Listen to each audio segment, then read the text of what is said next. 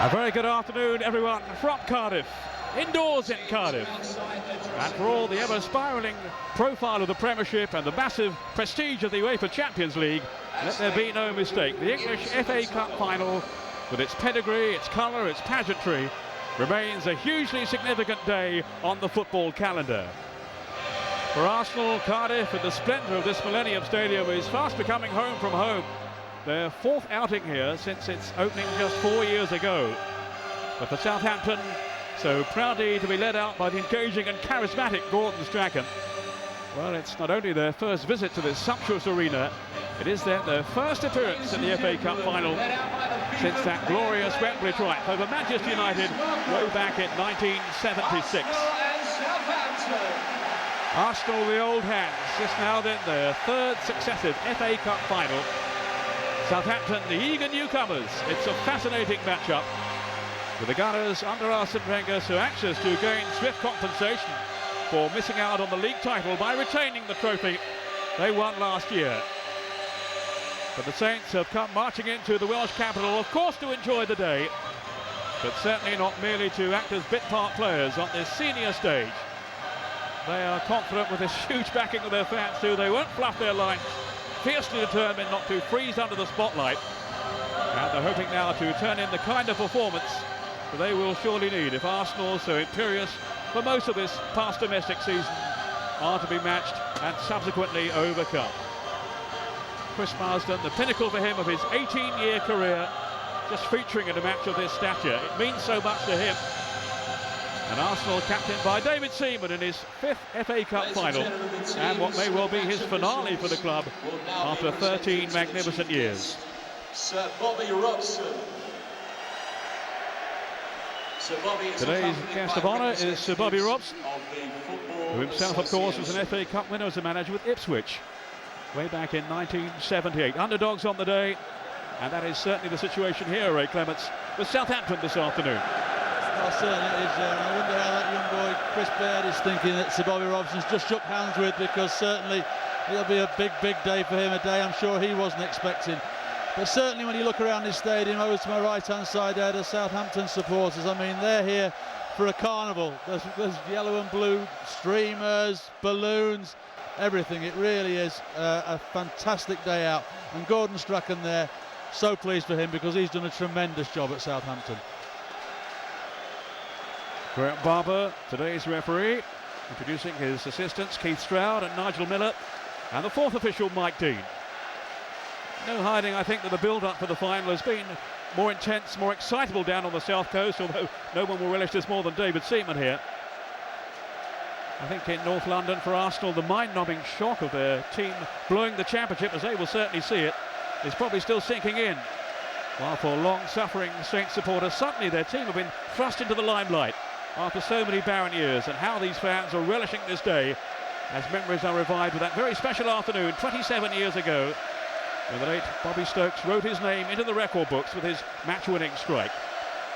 Arsenal in their third successive final, equaling their run in the late 70s, and hoping to be the first to retain the FA Cup since Spurs, their great North London rivals, back in 1982, Ray Clements. Yes, yeah, and I mean, for David Seaman there, I mean, what a fantastic day for him to captain the side. As you say, it's his fifth FA Cup final appearance, and it really is a tremendous day for him. That a lot of the week has been talking about whether he'd play, whether he wouldn't with that neck injury, but knowing David as I do, he was never ever going to miss this game, and he'll relish the atmosphere here this afternoon. Please stand for the national anthem. Now we pause for the national anthem.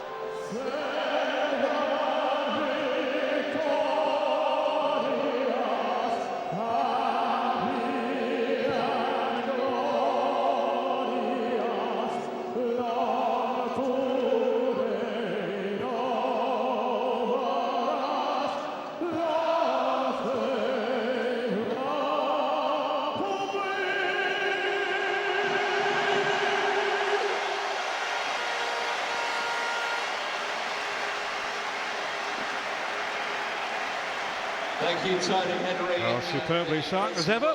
Like no band. Crowd in great voice too, and it certainly is a fantastic atmosphere, Ray Clements, under this roof. Well, it is. It's it's always a great atmosphere here. But although a lot of people would like the roof open and the pitch open to the elements, certainly I think that it actually generates an even better atmosphere. And as I mentioned before, you look at the two ends of the stadium, you know which team's been here a few times and which team hasn't, because certainly to our right-hand side there, the Southampton fans have been in the stadium for an hour and a half. They've been singing and cheering and balloons, I say streamers. They've taken part in everything the PA announcers asked them to do, so they really are enjoying the afternoon. Contrasting moods really in the opposing camps over recent days. Arsenal still smarting from their Premiership disappointment. Southampton, there is such raw excitement, such elation at simply being here. Let's take a check on the two teams, starting with Arsenal. And even their extensive squad has been fully stretched by a whole string of injuries lately in recent weeks. All the same, it's of course still a very capable side that Wenger can parade under skipper David Seaman, although without Vieira and Campbell in particular, there could well be a chink or two in their armour. At least Martin Keown, Lauren and Ray Parlour are all fit. There's also a place for Oleg Luzhny at the back. At the sharp end, Wenger has opted for Dennis Bergkamp as the chief support act for the incomparable Thierry Henry, with Sylvain Wiltord left on the bench.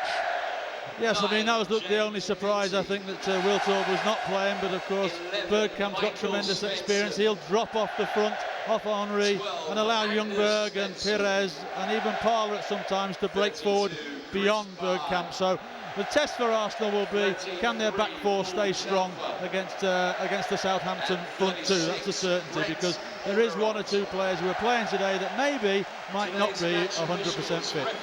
Well, for the Saints, the recovery from injury of the influential Chris Marsden is a real bonus for the manager in midfield. While in goal, as expected, Antti Niemi, the Finnish international, returns now that he's fit again, although it's pretty tough on Paul Jones, who's been outstanding as his deputy in his absence lately. But one big surprise in the starting 11, 21-year-old Chris Baird, a Northern Ireland under-21 international. He comes in for Fabrice Fernandes, the Frenchman, with David Prutton cup-tied. The midfield quartet of Telfer, Oakley, Anders Svensson and Marsden picks itself really. And up front, well, all eyes will be on James Beattie. Well, certainly it will, the top goal scorer, and of course Brett Ormroyd is also starting to score one or two goals as well now, so they'll need him to try and test the Arsenal back four. But as you say, the big surprise is down that right-hand side. Chris Baird has only played one game, he played that in midfield. He's now playing at right back with Telfer in front, and obviously I would think that they're worried a little bit about Robert Pires, so certainly they would have that situation with Telfer and Baird to try and stop him from getting down that side of the pitch. Well, James Beattie is the man, 23 Premiership goals. It's been a wonderful season for him. And now back in the England fold too, on the strength of his consistency right to the back end. But of course, Arsenal with Thierry Henry in the front line for them, both the PFA and the Football Writers' New Player of the Year. And he has now extended his tenure with Arsenal for at least another 3 years. Graham Barber taking the whistle then this afternoon. It's the pinnacle of his career, of course. And what a day for these Southampton players. Here they are in the FA Cup final. The first time they've made it this far since 1976. And here's the surprise name in the lineup, Chris Baird. He's only 21. And he'll be hoping to settle down pretty quickly, Ray, any early nerves. Well, certainly he will be, but I would think the whole Southampton side will be, because you look at the experience in the red and white, and of course for Southampton there's nobody in their side that's played in a cup final before, and it'd be very interesting in the opening 10-15 minutes to see how they do settle down and can they cope with this sort of atmosphere and play the game that's got them to this stage of the season. The Saints opting for the same colours as 1976, the cup-winning year, yellow and blue. A lucky omen, they hope, and many of that team are here today to see the current heroes in action. This is Wainbridge, the England international, aiming for Marsden, who's come through a fitness test, as has Lauren, as Arsenal's right back today. A lot of late injuries had to be cleared up before the teams were finally announced. Fitting Ljungberg, looking early on for the pace here, Henry, and he's clear. Great shots, and a terrific save by Antti Niemi. But there is the danger to Southampton, the blistering pace of Thierry Henry. Well, not only pace but strength as well, because Ludwig was desperate to pull him down there and could simply have given a penalty, but Henry was honest, took it on, fancies his chances. But how many times this season have we seen Niemi make saves like that and save Southampton? But a very strong early warning here for Gordon Strachan's team. They have to cope with Henry. Ludwig van playing alongside Michael Svensson at the back, and he was certainly struggling against the acceleration of Henry. And he brought him down, he'd have been off. Well, certainly, and certainly Ludwig van there kept hold of his shirt when he was in the penalty area, so, you know, if he'd have gone down then there would have been a problem for Southampton. There's James Beattie with his first strike on goal. He'll be hoping it won't be his last, and that the ones he has in future will be better than that. But what a revelation he has been, as has this man, Anthony Amy. I don't think there's been too much down. He will come back in now that he is fit again, although Paul Jones has been playing so well. He got his ankles right, Ray. No, he came out, gave Henry very little of the goal. You see from this angle Ludwig van pulling him, but just look, very little of the goal there for Henry to aim at. He made himself big, Naomi, and smothered it, and it was an excellent save. Here's Dennis Bergkamp, preferred then in the firing line to Sylvain Wiltord. There had been much speculation during the week about which one it would be as partner for Henry. Here's Chris Marsden, very important player for Southampton. He's a good passer, good cross with the ball, and his appetite and desire really epitomises what Southampton are all about. They have grit and they have determination. This is Anders Svensson, then to Marsden. Good delivery too. Arsenal just about coping.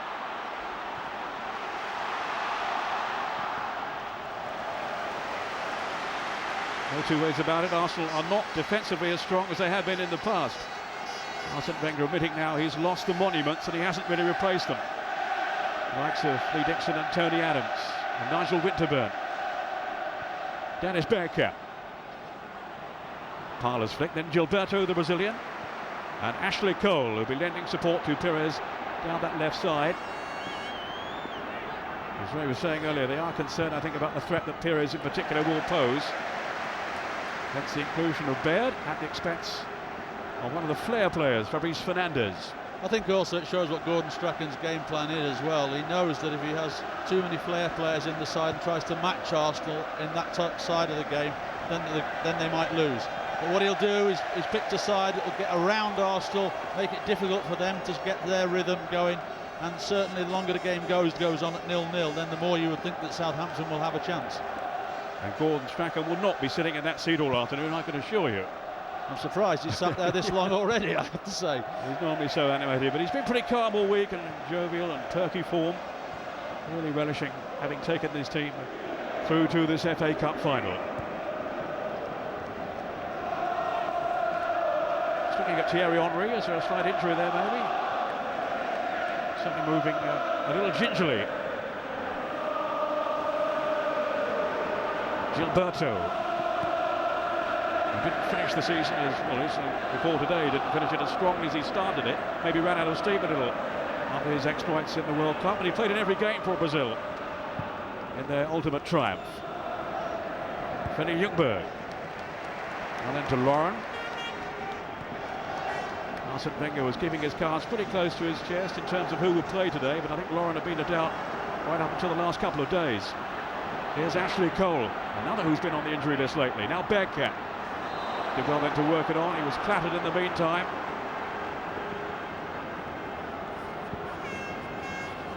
Poor challenge by Anders Svensson, the Swede. It was clumsy on Bergkamp. Was, and he actually caught his, Bergkamp caught him on the knee there as he went down, and he's still in a bit of pain. I don't think it's a twist or anything, it's a straightforward kick, but it can be painful there if you're caught with the studs, and I think that's what he's actually got. I don't think it's a twist as such. Certainly it just looked like a kick from Bergkamp as he fell.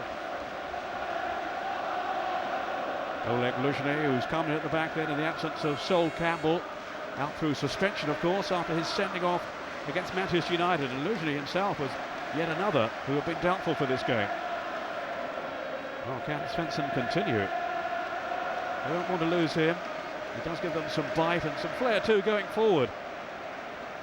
Scored an excellent goal against your old club Tottenham, didn't he, in one of the early rounds? Yes, he's capable of breaking from the middle of the field. He's got a very powerful shot as well. Not always as accurate as you'd like, but certainly he has got tremendous strength in it. Pires to Dennis Bergkamp. Southampton with everybody back defending. This is Lauren. Put a header down towards Martin Keogh, who'd ventured upfield.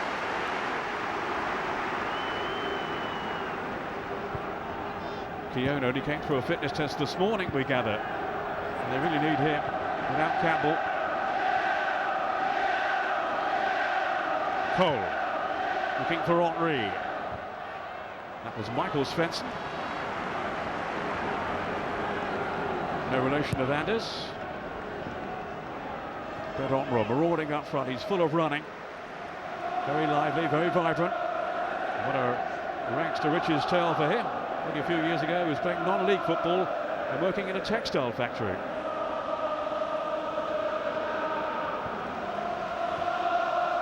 Lauren to Martin Keogh. His experience could be invaluable now.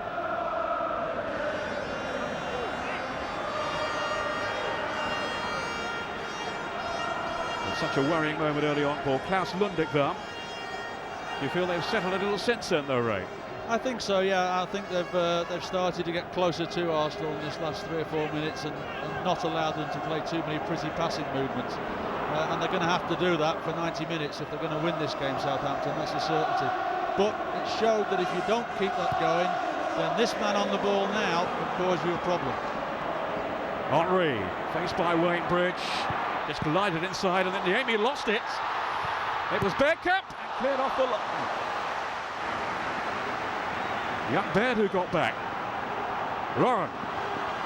Arsenal sweeping forward again now with Henry. He is such a danger, such a threat. Matt Oakley. As Henry fell heavily to the ground, getting some harsh treatment, he can expect more of that, I would think. The game plan from Southampton will be to close them down, keep things tight, and certainly keep a very, very watchful eye on Henry. Martin Keogh managing to tackle himself then somehow. Lost his balance for a moment, but no harm done. It's a foul by Dennis Bergkamp on Klaus Lundekvam. There's Chris Baird there. There's a vital clearance off the line. I mean, Henry's had 2 half chances and forced Niemi into saves. Here we're saying it seems that he can go nowhere at this time, but just that little bit of pace. Niemi spills it, and then Bergkamp from a very acute angle. I'm not sure whether that was going in or not, but Baird couldn't take the chance. He's in the right place and gets it away. Here's Marsden. It's only young Baird's 4th senior outing. He did start the final Premiership game, the win away to Manchester City, playing in midfield.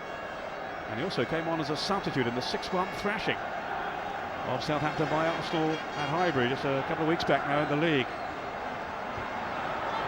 And there's the first save that Seaman has to make. Not too difficult one from Michael Svensson, but he's got his hands warm. He has, yeah. I mean, it's a long throw. Svensson arrives very late, makes it difficult for the Arsenal defenders to pick him up. Managed to get a head on, but no real power. And of course, David Seaman, it's like picking cherries off a tree for him. And your record has gone today. You were the oldest goalkeeper, and I keep reminding you of it, to play in the FA Cup final in the modern era. David Seaman is now at 39, older than you were. I'm actually quite happy that's one record I've lost now. But just between you and me and about 500 million people, what age were you then? I think I was 38 and a half, so he's done me by about a year, I think. This was 87, the Coventry game. Correct, yes. Which you lost. Here's Svensson. Didn't need reminding of that either. Up by Oakley to Chris Baird. Waited by Luzhny. Playing out of position really in central defence. He's more of a fullback, although he's had to play in the centre on quite a few occasions this season for one reason or another. 10 minutes gone. A miscalculation then by Ray Parlour, who has the role vacated by Patrick Vieira in midfield. Parlour, who I'm sure would have captained Arsenal today, had this not possibly been David Seaman's last appearance. Now that's Bergkamp and a wonderful pass to Thierry Henry. Just couldn't finish it off, but what vision then from Bergkamp to locate it. That was an absolutely incredible ball. Lundekvam is going absolutely mad at this left-hand side that they're allowing Bergkamp to put balls in like that, but it was inch perfect. And I think Henry will be disappointed that he didn't finish up stronger than that. But now at the other end, the endeavour of Brett Ormrod has earned a corner for Southampton. Well, this is the pass, and he takes it onto his left side. Ludwig sells himself, but Henry still decides to strike, and it's a comfortable save in the end, but really it was the pass that was everything there from Bergkamp. Well, it must have been a tough call for Arsene Wenger, either Wiltor or Bergkamp up front. He'll be feeling at the moment he's got it right. Michael Svensson hoping to make his presence felt in the centre. David Seaman stayed at home, and that proved to be the right decision as well.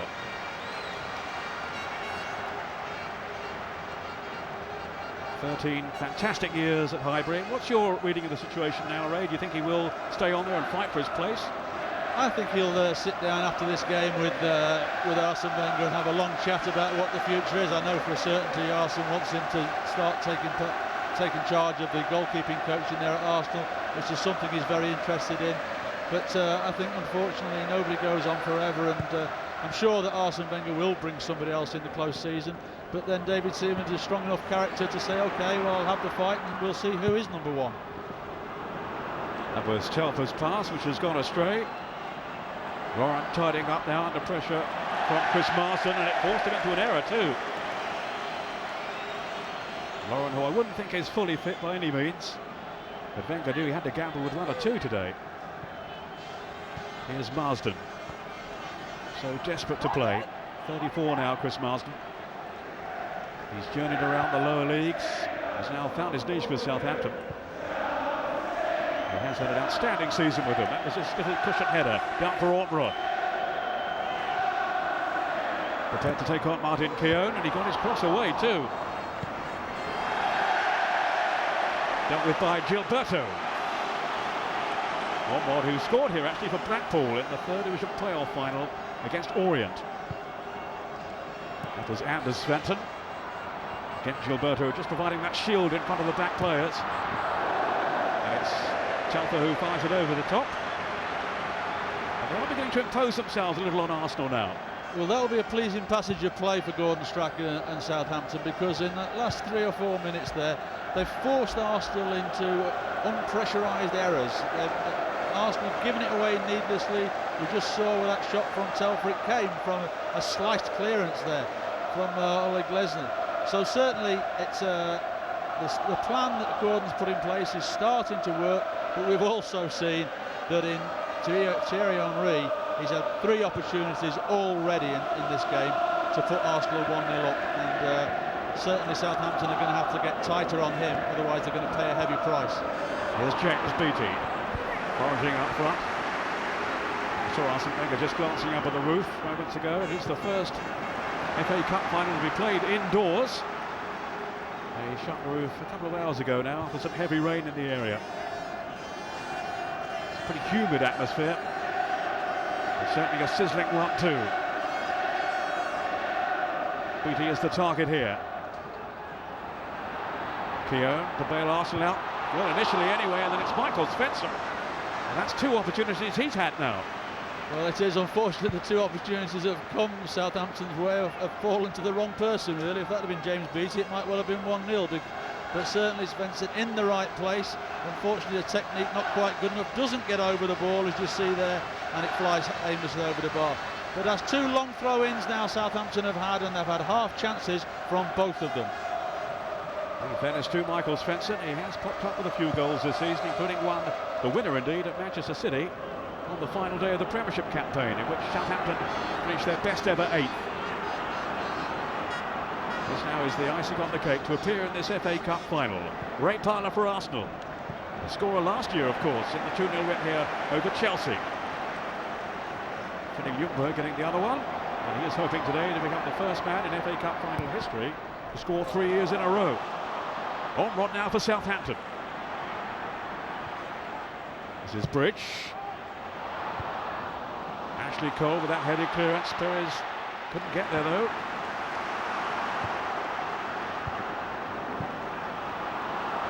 Offside. The flag is raised against James Beattie.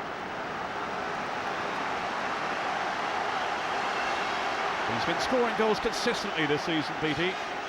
Rather in dribs and drabs before. Yes, that was the right decision. And of course now back in the England squad. for the matches that include the European qualifier against Slovakia. Back in favour with Sven Goran Eriksson. Yes, well, one of the top goal scorers in the country, then you're always going to be considered. There's just one little worry, I think, for Southampton at the moment. Anders Svensson in the middle of the park looks to me to be limping a little bit. And on the back foot here, Lawrence cross. Hopefully he'll run it off, but certainly he was walking very, very tentatively sort of a couple of minutes ago. And they have sent out Joe Tessam to warm up, so let's hope there's nothing serious. Up comes Martin Keown and Oleg Luzhny, the Ukrainian. Philip Ljungberg almost on the goal line, alongside Antti Niemi. It was Telfer who smuggled that one away, but only as far as Ray Parler, rather. Now there's an offside flag. This time in Southampton's favour. Gordon Strachan is now patrolling the touchline over there, frantically gesturing towards anyone who cares to listen. I don't think anyone can hear him in this noise. No, I think he's talking to himself, I think.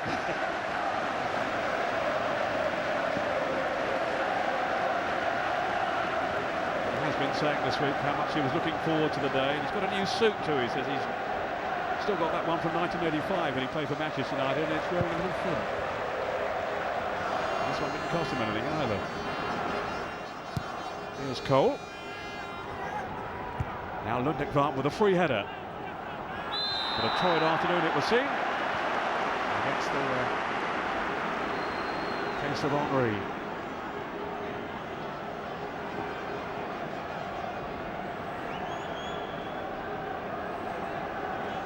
Matt Oakley organising this free kick. Another who has really shone under the leadership of Gordon Strachan. Now can he find the head of Beattie? Or Ormrod. Michael Svensson again in a threatening position too. And it's Lauren who heads out for the corner. They will be sensing, I think, Ray, that it's in the air. They might get some joy. Well, certainly they've got Southampton have got some powerful players in the air, particularly Beattie, Lundekvam, Svensson, Ormrod. They're all very, very good headers of the ball, and this is one of the areas now at set plays where they need to be strong, Arsenal, because already they've conceded a couple of half chances from set plays. Here's Matt Oakley with the corner then for the Saints. Anders Svensson.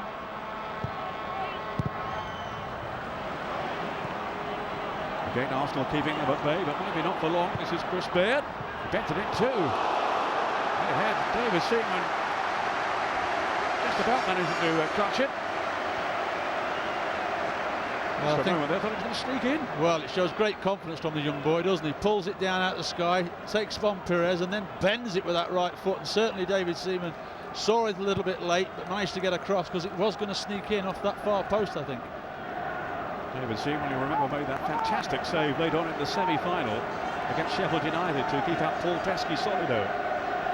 I think that's one of the best saves I've seen, apart from the Gordon Banks one from Pelé back in 1970. It was just a magnificent save. It had no right to even get close to it, never mind save it. It would have gone in your scrapbook, wouldn't it? It would have been on the front page, that's a certainty. That. You mean there's more than one page? Perez to Gilberto. Now Ray Parler in that holding role in midfield. Now Ljungberg. Parler again. Put in possession though by Anders Svensson. Gilberto. Henry was the target. This is Perez. Now there could be danger. Henry again. No, he was robbed by Oakley. And Ormrod could be on his way now. Looking for his front-running partner, James Beattie. Wasn't the best of balls, in fairness. But he's a keen worker up front, his Beattie. His all-round game has improved so much over the past season. Well, certainly when you're playing against James Beattie, you know you're not going to get a restful afternoon, because he'll chase down balls that other forwards won't, and will put defenders under pressure, as he just did then. Won his first England cap against Australia, James Beattie, and hopes to add to that soon. Ormrod. He's got Beattie up with him. Offside. Just went too soon then, Beattie. Well, you can't blame him for tucking it away, but I think he knew the flag was up. Well, it was borderline, wasn't it? I mean, I'm not sure there was a gap between the two players. You're supposed to be able to see daylight, and I don't think there was. So he will feel hard done by, but the linesman may possibly just have been right.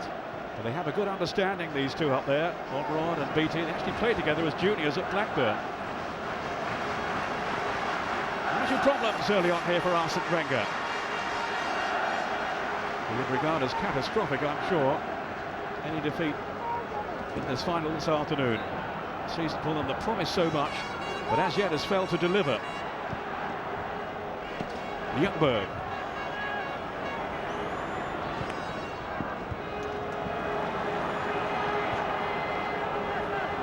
Marsden back in defensive mode against Ljungberg. Now it's Ray Parlour. He hasn't necessarily been a fixture by any means for Arsenal this season, Parlour. He never lets them down. Always comes in and does a good job. So does this fellow, Henry. On his bike again, his bicyclette. Freddie Ljungberg.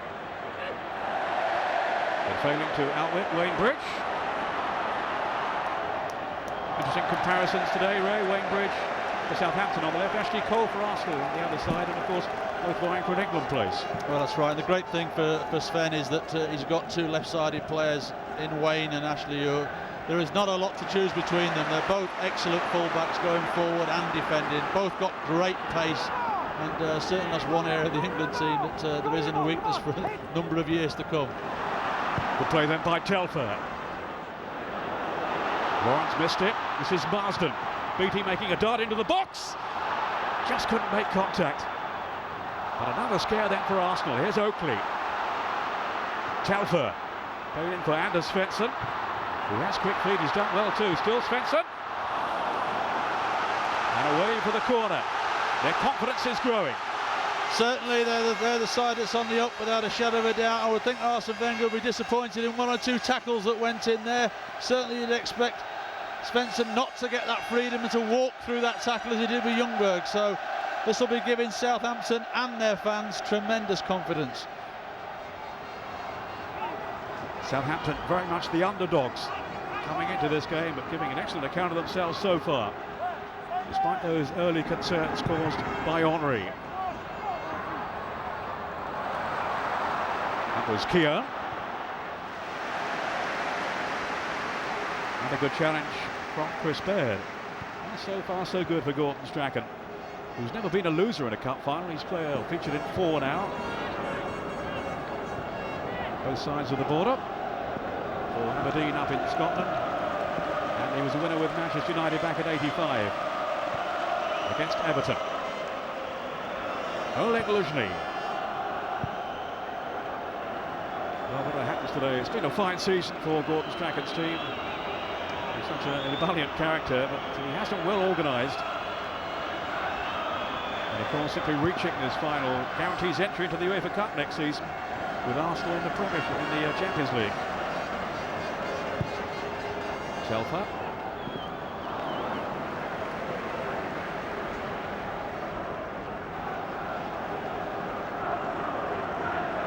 Keogh.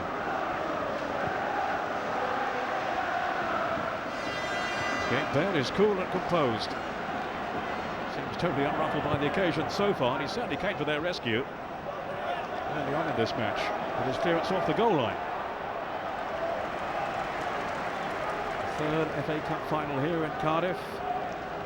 Will be the holders Arsenal's glory for the 9th time. Only Manchester United with 10 have won this famous trophy more often. Or will Southampton relive their finest hour and emulate their triumph of '76. They're underdogs then too, of course. There's Pires, beautifully weighted ball, but Henry just offside. He's so quick, almost too quick for his own good sometimes. Well, the linesman, I think, he was that quick, Henry. I think the linesman thought twice about whether he was offside or not there. But certainly, again, it's a very close call, but probably just offside yet again, as close as the one we saw with BT at the other end, I would say. But those are the balls that certainly Southampton can't allow to be threaded through, because if Henry gets on his bike, you're never going to catch him. That's a certainty. 32 goals from Thierry Henry again this season. At times he has been simply breathtaking. Ray Parlour. different type of player, but very effective on all the same. Now it's Bergkamp. He was tripped down, he was impeded by Baird. As the young Irishman acknowledges, to referee Graham Barber, who's kept a firm grip on things so far. He's untidy then from Baird. To be fair, I don't think it's been a rough game at all, so there have been no real bad tackles at all so far, so it's been a relatively easy game for him to handle so far. Lauren, the Cameroon international. Now Gilberto. Swapping passes with Perez. Youngberg, the white man.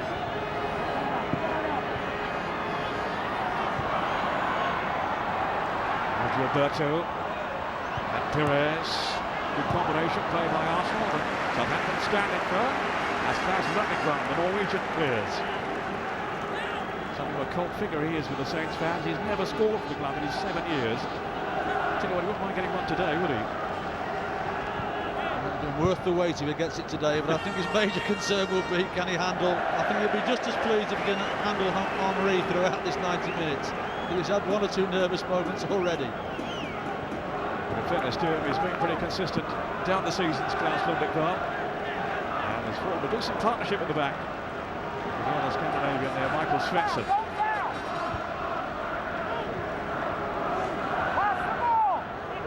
Gilberto. Well, Southampton promised they would be combative. They were being committed, but Telfer then overstepped the mark. Well, from here, I have to say, it looked as though he made contact with the ball first. There's the ball, and his follow-through catches Gilbert, but there was nowhere else for him to go. I mean, certainly it was a hard tackle, but he certainly made contact with the ball first. You know, as we see it, there's the ball, and he can't do anything else but catch Gilberto afterwards. Sums up the way that Gordon Strachan's team have set about their task this afternoon.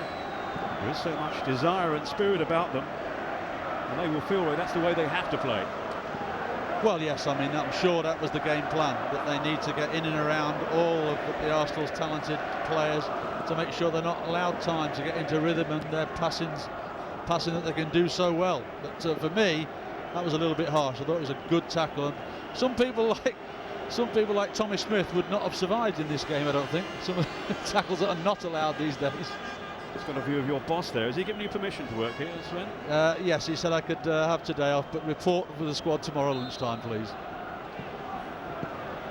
He's got a few contenders to weigh up here.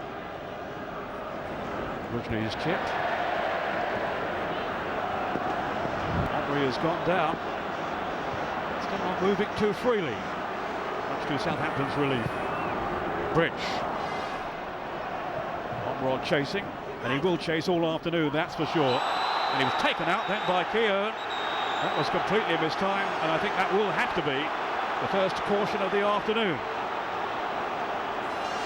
Well, that was a reckless tackle, wasn't it? I mean, Omrod is going absolutely nowhere. The ball's probably going out of play, and it's just a tackle from Keown, which a man of his experience really shouldn't have made, because there was just nothing to be gained from it. Absolutely nothing to be gained from it, and it now puts Southampton in a dangerous set play situation again. And he walks the tightrope for the rest of the final. Keown, who didn't start last year's game, he did come on as a sub though, late on in that win over Chelsea. Of course, he's been such a stalwart for Arsenal down the years. They might be tested again here. Seaman retreated, but no harm done. It will be a free kick and respite for the Gunners. Front runners in the Premiership for so long, but finally overhauled by Manchester United's overwhelming desire. And they're going to have to match Southampton in that department today if they are to cut through.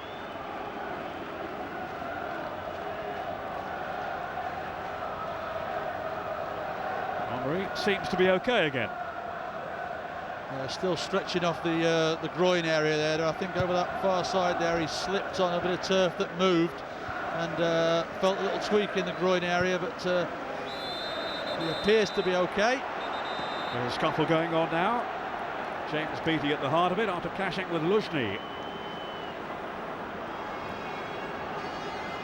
And Graham Barber, I think, is going to penalise Beattie as his foot was a bit high then. Stunts were showing, and you can see Luzhny's reaction there. absolutely livid. So it is a yellow card. 2 in the space of a couple of minutes now. This time for James Beattie, putting him under a bit of pressure.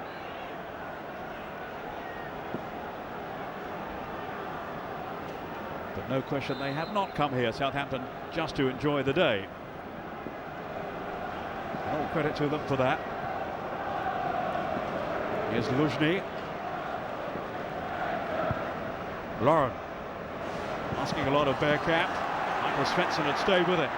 Now it's Bridge, the only local-born player in the Southampton team. He and his dad Mick used to watch the Saints when Wayne was a youngster.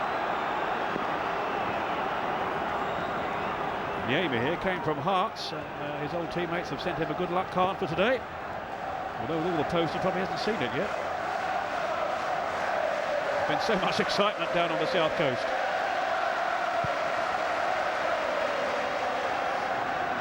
James Beattie climbing high. Here's Omron. Good covering though by Keogh. Now Ljungberg. Even Henry won't reach that one. Oh, here's Niemi. He said he wasn't going to feel guilty today, Ray, if he was brought back in at the expense of Paul Jones. Well, though Jones had played, and I suppose he had to look at it that way. I'll stay with that for a moment, or come back to that when we see what happens here with James Beattie. Now Marsden. They've got 3 in the middle. But Gilberto was back defending. Oakley. Now Baird. And here's Gilberto once more in that defensive position. Pires. He was caught from behind. Free kick to Arsenal. Yes, I was saying that about Niemi and Paul Jones. Yes, no, I think Paul Jones is an excellent goalkeeper, obviously the Welsh national goalkeeper, and certainly when he's come in the side, he's done very, very well as well. But Niemi has been outstanding for Southampton. You know, some of the games I've seen this year, certainly without him there, they would have been beaten, and he's made some incredible saves, and quite rightly has established himself as number 1, and being fit, comes back into the side. And he showed his composure early on with that save from Henry, which is taking on added significance now, you feel. Had Arsenal gone into an early lead, Southampton might just have frozen. But as it is, there's not much to choose between the two sides. Well, there isn't. You're totally right there. If they'd have scored in those opening couple of minutes, then it would have been very difficult for Southampton. But Southampton have settled. They've upset Arsenal's rhythm without a shadow of a doubt. Just giving away a silly free kick here, but certainly I'm sure Gordon Strachan will be the happier of the two managers at the moment.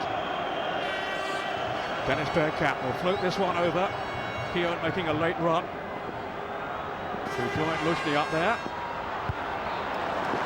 Made by Michael Svensson to Anders Svensson. But now it's Lauren. Southampton stepping up. There was no flag. But they might just catch Arsenal on the rebound here. Seaman had to have his wits about him. Bearcat, and for once he got it horribly wrong. Doesn't happen too often. But Southampton really warming to the occasion. And they have threatened David Seaman's goal on 1 or 2 occasions already. Well, they have, but David yet again showed his experience, a good starting position when the ball was played over the top there, and just took charge of the situation, because Ashley Cole was under a little bit of pressure from Beattie. But certainly when David came out, he knew exactly what he was doing. I've seen him do that a few times in head tennis, actually. He's not bad with his head.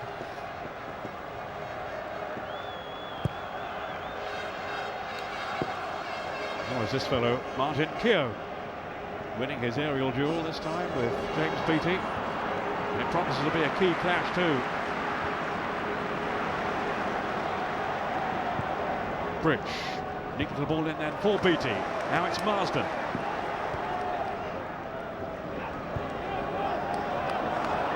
10 minutes of the first half to go. And it's Chris Marsden on the ball again. Now Bridge. Well, Henry isn't up there. Ray Tyler making the burst. And Svensson quite relieved it wasn't Henry, I would think. Bit of difference in pace between the two.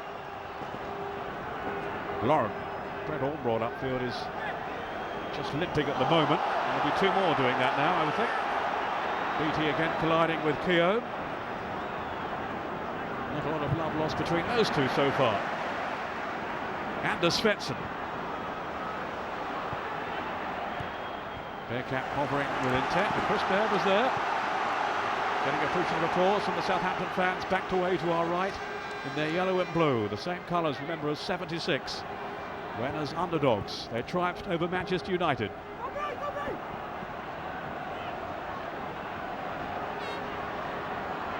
Perez, cannon off Wayne Bridge.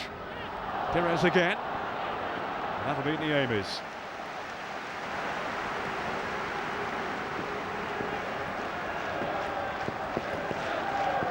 There really has been such excitement for Gordon Strachan and his team in Hampshire. Been a huge buzz around the city really from the moment they beat Watford in the semis. Big clamour for tickets. And for a club of their stature, it is a commendable achievement. And they don't intend quite clearly to let it pass without making and milking indeed every possible moment.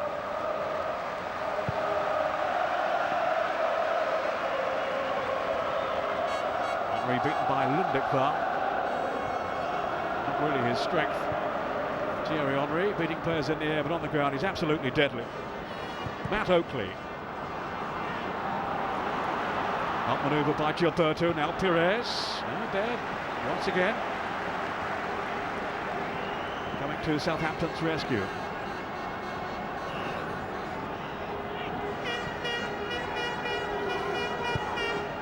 Lauren.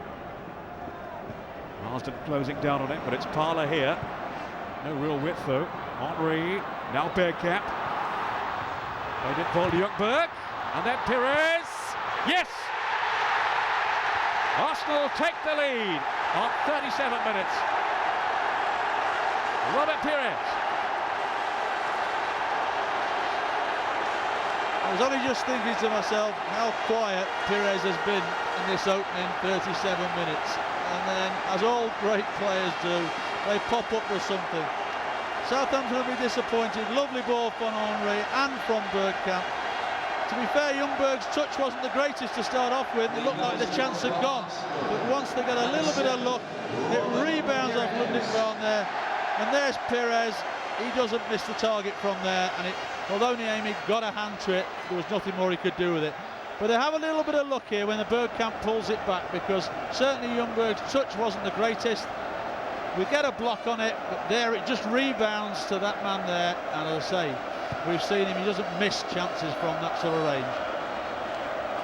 Well, there have been questions posed about their defensive deficiencies, maybe their lack of organisation and drive without Vieira, but there's no mistake. Their attacking players have such flair, as underlined then by Robert Perez, the French star. And they've got a few of those in this team. As Ray was saying there, he'd been pretty much subdued, and then suddenly you see the best of him, and you see the real threat and danger of this Arsenal team. Here's Henry. Taking on Lundekvar. Putting it back to Perez, who arrived late on the scene then. And I think the presence of Telfer just did enough to distract him. Well, again, just look at him accelerate, Henry there. Leaves everybody for dead, looks up, waits for Perez coming into the box, pulls it back, and it's just slightly behind Perez there. He just can't wrap his foot around it. But great play again from Henry. And he's the one player at the moment, no matter what Southampton do, they can't cope with him. He's so jet-heeled, isn't he, Henry? And there is space down this right side that he is exploiting. And he picked up the late run then of Perez.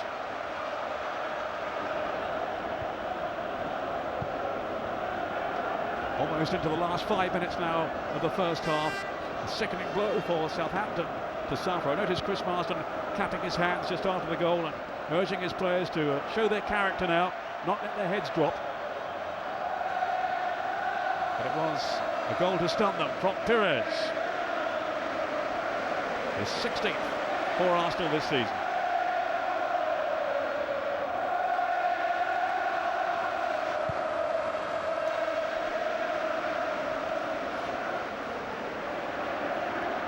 It's the first goal, incidentally, in a first half of an FA Cup final in the Millennium Stadium. Gilberto with Bearcat. Arsenal buoyant at the moment. Here's Parler. And a forceful run by him.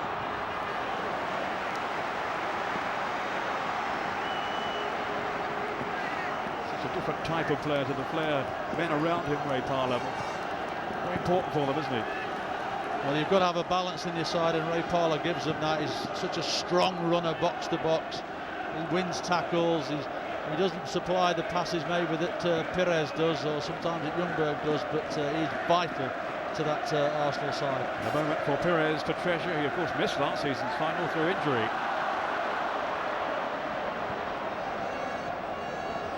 Problem that caused him to miss out on the World Cup as well.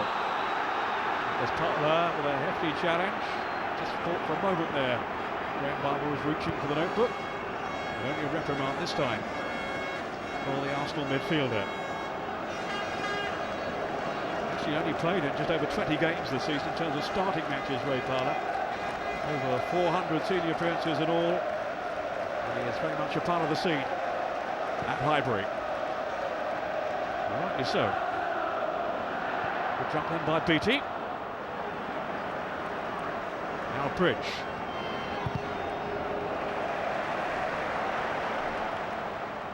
Lauren. Just easing it back to Martin Keown.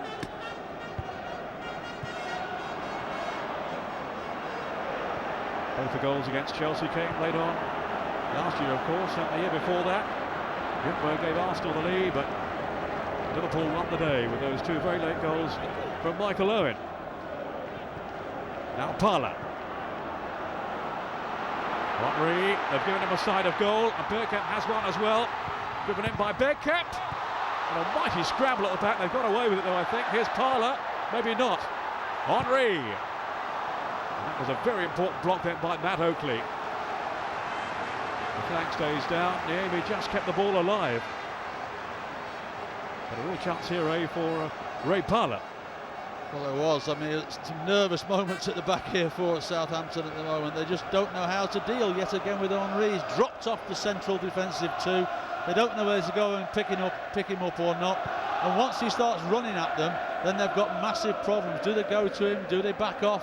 And when they decide to go to him, he slides balls down the inside of fullbacks, and that's where Bergkamp got his shot in from. Ray Parlour hasn't actually scored for Arsenal since his goal in the final here last season.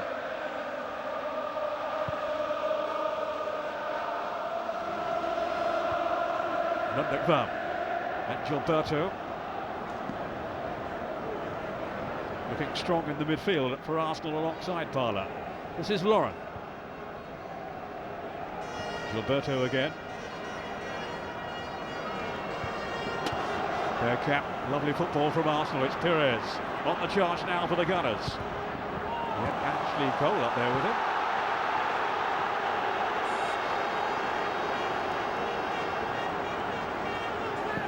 Inside the last minute now of the first half.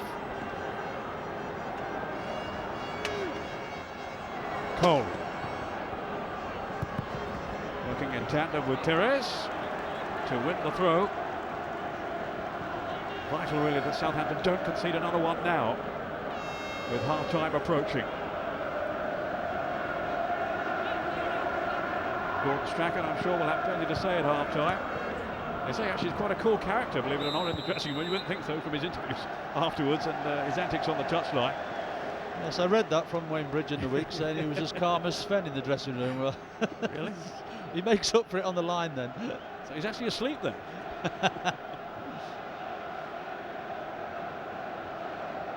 Well, they weren't calm then. They were very, very excited, and understandably so. It's been hard going for Wenger's team so far.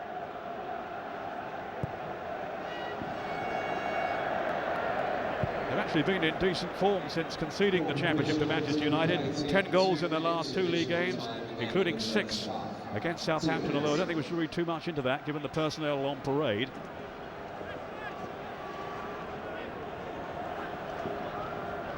Two extra minutes to be added on here.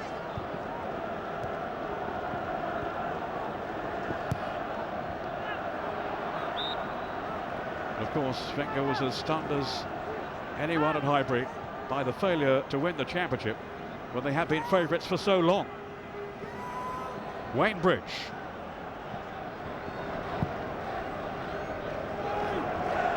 Lauren. Not a natural right back, Lauren, but he has settled in well there since Lee Dixon retired. He's a good athlete, and that might make up for any other deficiencies he has as a defender. Marsden not really influenced the game so far in a way that Southampton might have liked.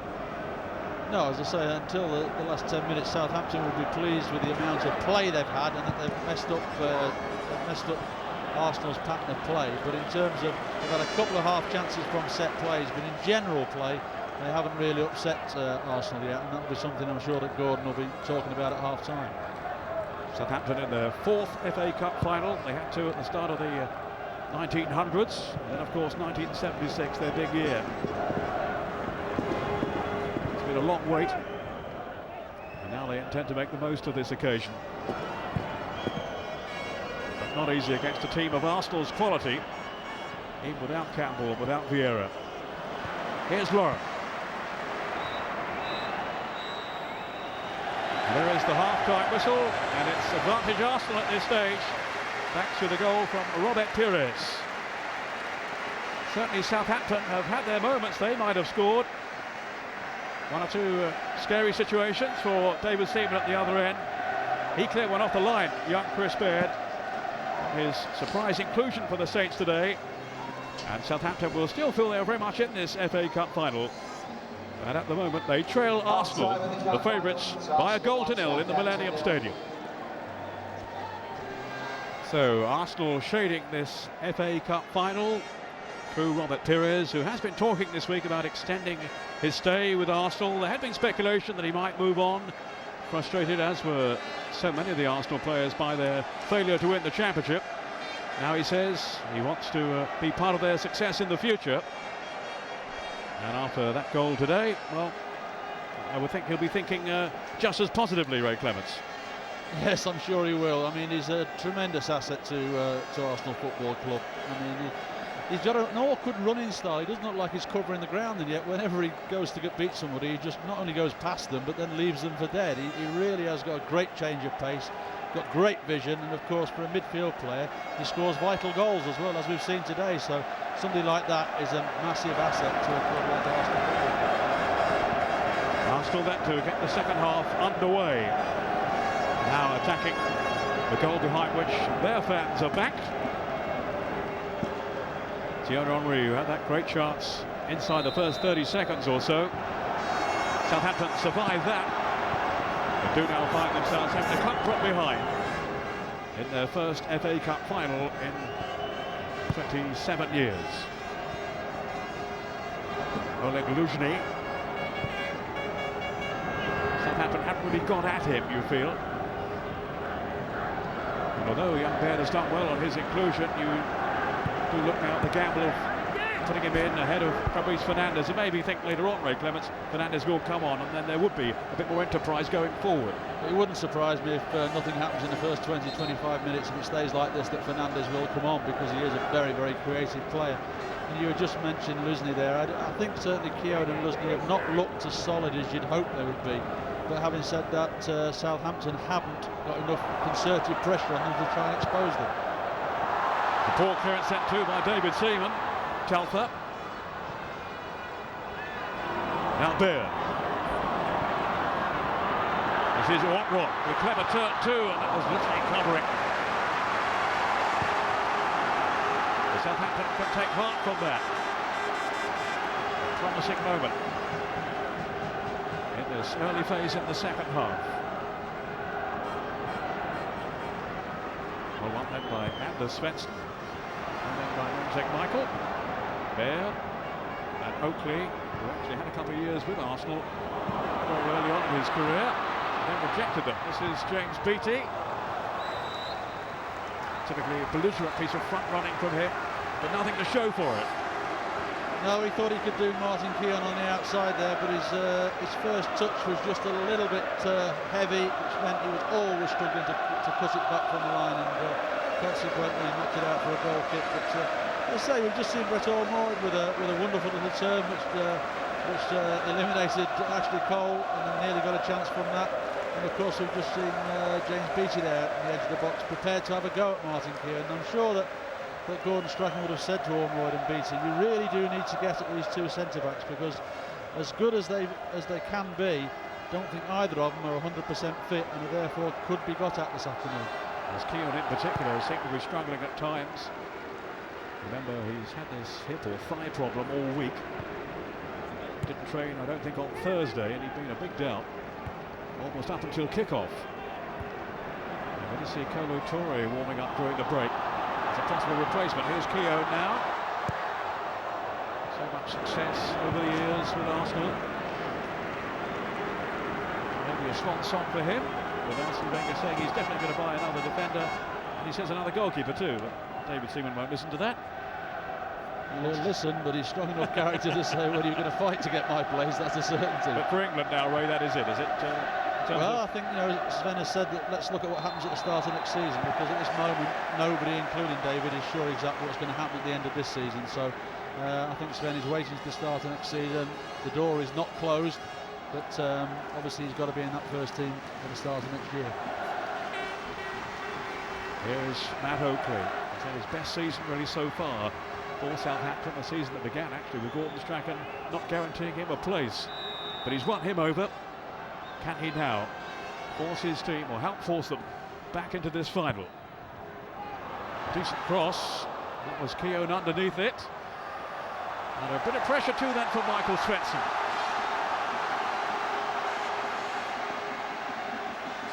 The old warhorse, Martin Keown, seeing Southampton off that time. But now they have a corner to contend with. Oakley will take it. Michael Svensson just on the edge of the 6-yard box. Beattie inside it. So is Ortrod, the hero of the semi-final in the win over Watford. Called over. Seaman just getting his foot to it. That was Lundekvam. I'm sure he intended that. He's found Oakley. Then Anders Svensson to take it on. Beattie's head up. Well, a real opportunity given his prowess in front of goal, the form that he's been showing this season. Yes, it was really. He got across the front of Martin Keown here. It's a good ball in, and Beattie gets across the front of Martin Keown, but just skins off the outside of his head there and wide of the post. But he'll be disappointed he hasn't got that on target. Not an easy opportunity for him, but certainly one during the season he would have hit the target with.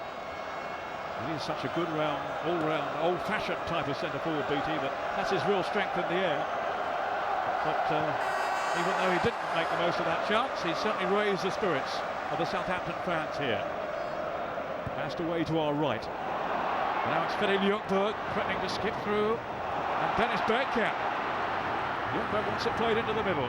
Henry is up as well, still Bergkamp. Parler.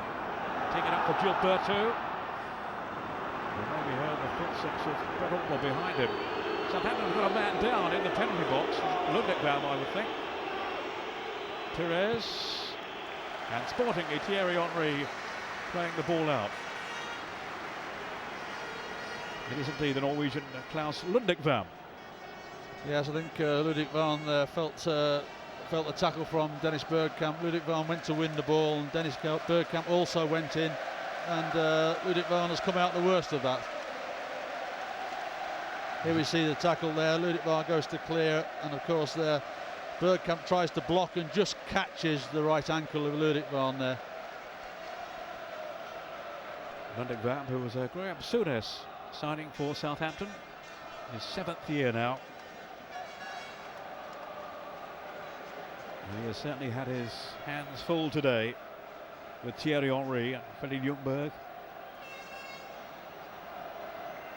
But no sign for the Swede as yet of the goal he hopes to create a bit of history. Yes, that was the moment when he caught him in Bergkamp.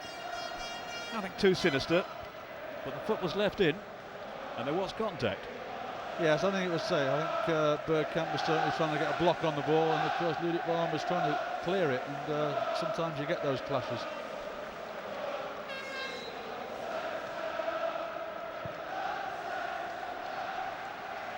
They do have Joe Tessam among their substitutes today, Southampton. He will seem to be the natural replacement if needed. There's Patrick Vieira. His future remains in doubt. Outside him there, so Pascal comes Oakley.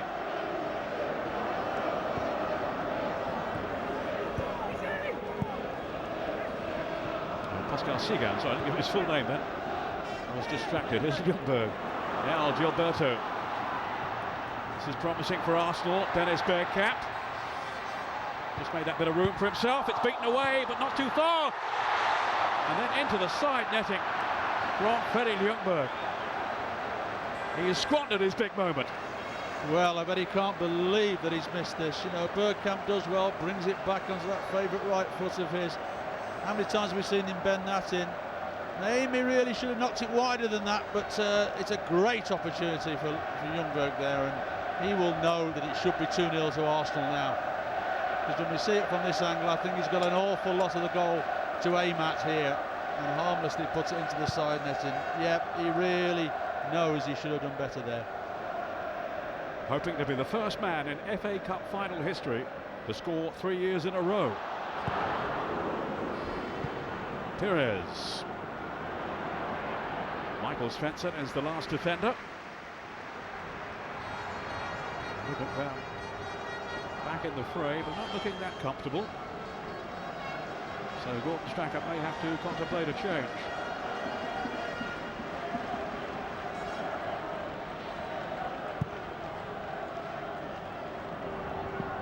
Luzhny.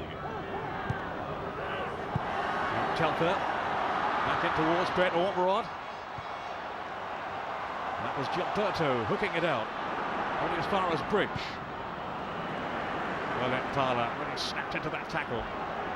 Oakley. Spreading the play. Picking out Baird. Southampton will feel they're still very much in this contest. That was BT with a flick header. But again, not on target. Well, I think on that occasion he reacted very, very well, to be fair. He could have only seen this so late. It's just flicked on from Marsden. He had no time to react and adjust really, but managed to get ahead on it, tried to get it towards goal, unfortunately couldn't. But I say Southampton have had, again, little bits of pressure, little half chances, but unfortunately they are half chances where every time Arsenal get into a good position, they make a real chance for themselves. BT. Luzhny for company, and unfairly so. The eyes of referee Barber only a couple of feet away there.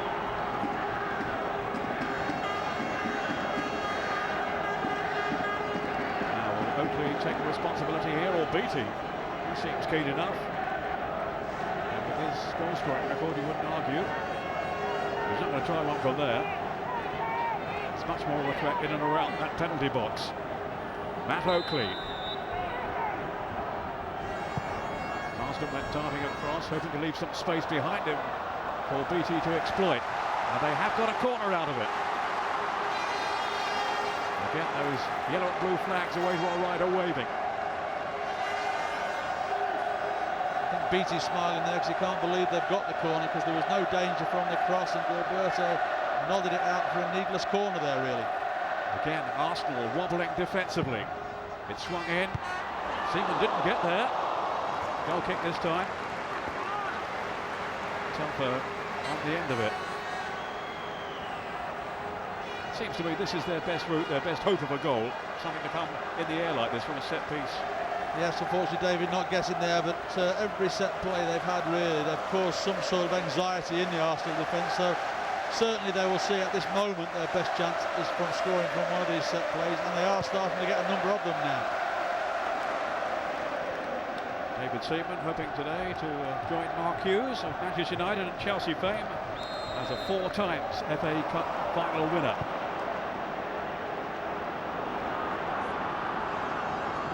Bridge for Southampton.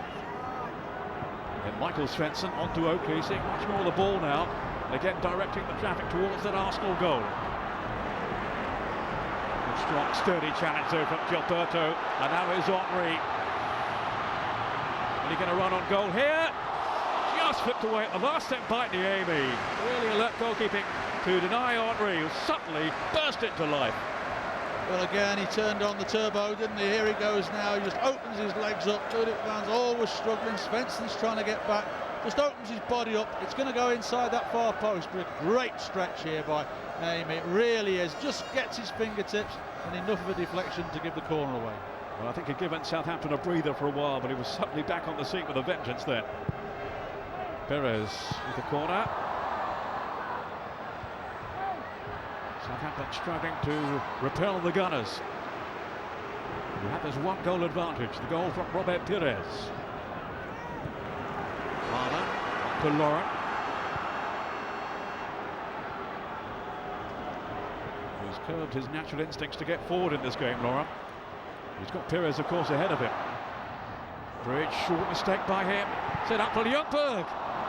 And it was a crucial challenge then from Lundekvam. Ljungberg so close there to getting that breakthrough goal for him.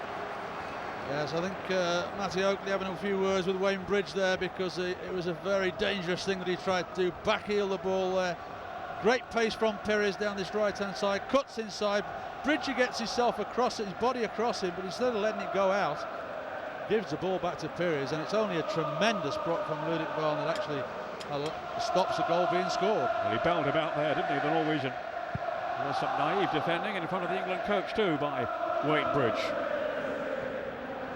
That will not have impressed him. Here's Telfer. Baird. In goes Thaler, whose industry has been such a feature for Arsenal. Not a vintage performance by them, by any means. But they lead, and there's every chance they will add to that lead. But now it's BT at the other end. Such a menace in the air. But so far, with no reward. Gilberto, I think the tackle was a bit late then from Telfer. Perez, who's saying no need to book him. Graham Barber thinks there is. Must admit my eye gone upfield then, Ray. How late was that? I didn't think it was late. Perez maybe made a bit more of it than what it actually was, and Perez knows himself that it wasn't anything vicious. And you know, he's there talking to Graham Barber, saying, look, you know, there was no need to book him there. It was needless. My man of the season, says Gordon Strachan. Paul Telfer for his attitude, his application. Followed him, of course, on commentary. Ljungberg will be wondering now if he's going to score that goal that will bring him 3 in successive years. Here is Ljungberg now with an hour gone. Arsenal 1, Southampton 0. Bergkamp, excellent play. With some sound covering too from Bridge, and he just clipped them by Ljungberg, I think was disputing possession. Just caught him. Bergkamp will be wondering perhaps if this is his last major appearance for Arsenal. Some talk that he might not be staying, but I think the chances are he will be for at least one more year. And what service he has given to the Gunners. Yes, I mean, he's just supplied that link from the front into the middle, hasn't he? You know, and allowed the likes of Ljungberg and Perez to break and go and join Thierry Henry. So he's really been vital, and you can see when he's not playing, they do miss that link. Chris Baird. Now Svensson. This is Oakley. Southampton building patiently, just hoping for a breakthrough of some kind.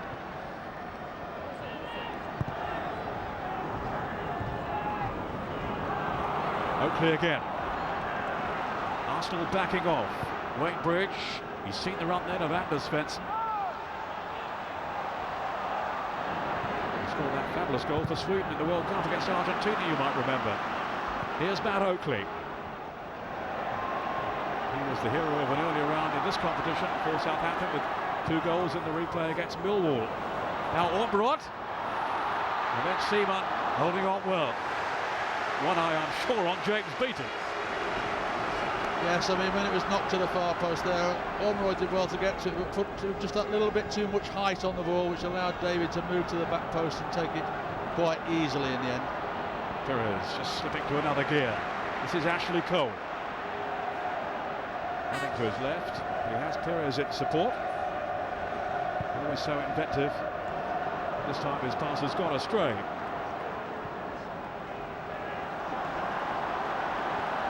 Now Chris Marsden. Pass angled in towards Beattie, but Oleg Lushny had read his intentions. Now Parler. It's Bergkamp who's made the run. Being policed here by Lundekvam.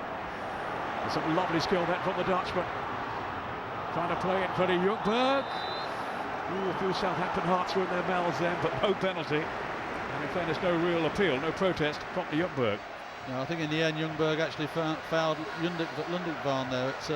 But Bergkamp again waited and waited until the ball was played through, and you can see there Ljungberg actually wrapped his legs around Patrick Ljungberg.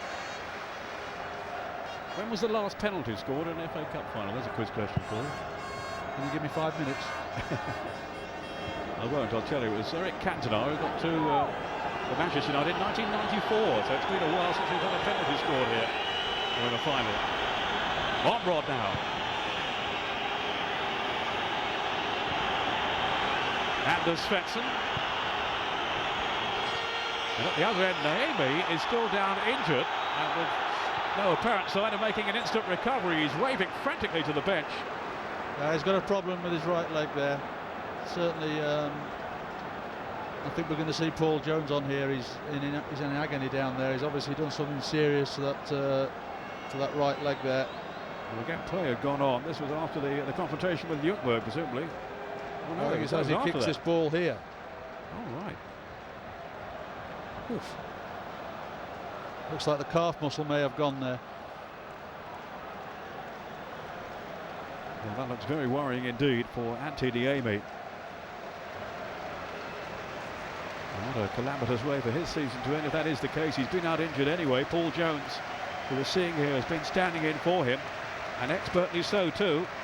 And it was seen now he is going to have another opportunity. It was a toss-up between the two who would play today. Niemi was always the favourite. But that does not look very encouraging at all, does it? No, when you pull up like that, when you kick the ball, and then there was just that moment's hesitation, it just seized up, and he's obviously pulled something quite badly there. And I don't think he'll be walking off the pitch, that's a certainty.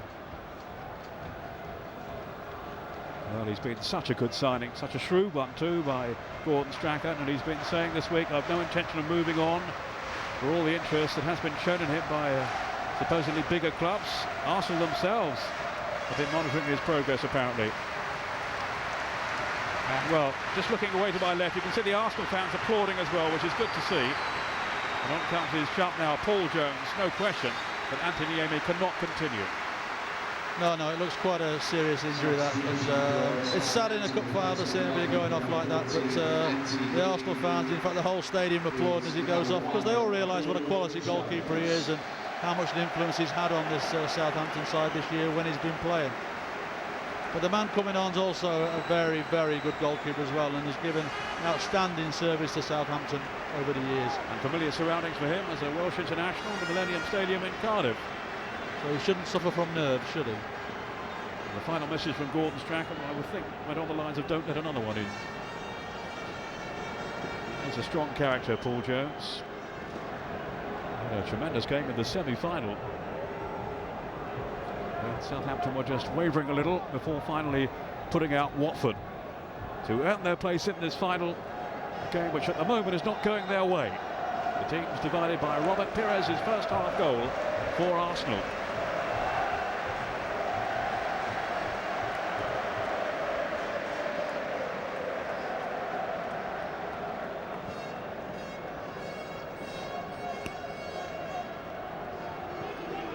Lundekvam.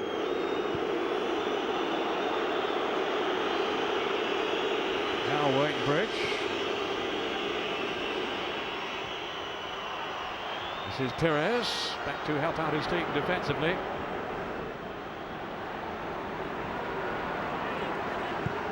Now Bridge again. So remember the Champions League final last season, Casillas came on, didn't they, for Real Madrid. It's happened in other big occasions. It's happened today.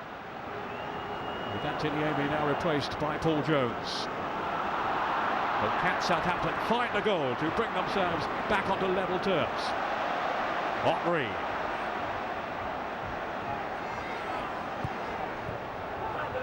such a graceful player, isn't he, Henry? And look at this pace again here, away from Baird. He might go all the way too. Well, it was a theatrical dive by Henry, and he's been shown the yellow card. I'm not so sure he wasn't tripped, but he did make a meal of it, to put it mildly. Well, he did make a meal of it. It was a shame because it was absolutely incredible play down this left side. I mean, he received the ball with his back to goal on the halfway line, and the things that he created out of it, out of nothing, was amazing. But all he has received for that is a yellow card. And you can't actually argue with it either. I mean, it wasn't very convincing, Thierry. But the run was breathtaking. Oakley. Now Marsden. Ormerod had glided away to his left. Here is Brett Ormerod now. Beattie's up in the middle too.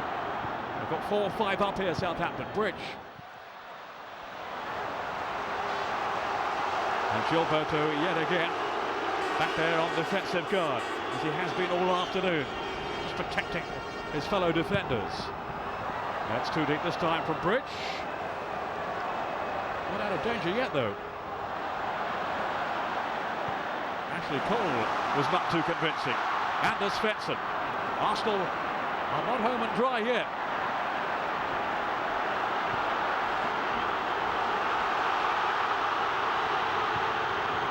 It's hit wide by Ormerod. Meantime, Parler is down injured. And the Arsenal fans don't like it.